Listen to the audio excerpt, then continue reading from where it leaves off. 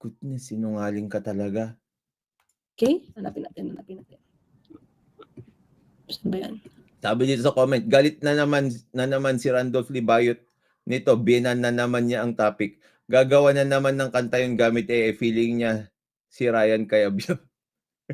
Yan lang ba talagang panira niyo sa akin, mga ka-clear? Galit ako, at least hindi sinungaling. 'Di ba? Galit talaga ako sa mga sinungaling, sa mga propagandista. Oh.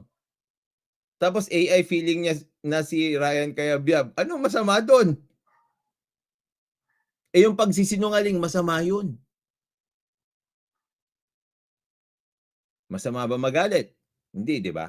Masama ba gumawa ng kanta na AI? Hindi, 'di ba? Masama ba na maging feeling Ryan Cayabyab ka kahit bakit naman ako magfi-feeling Ryan Cayabyab? Kung magfi-feeling ako, James Hetfield na.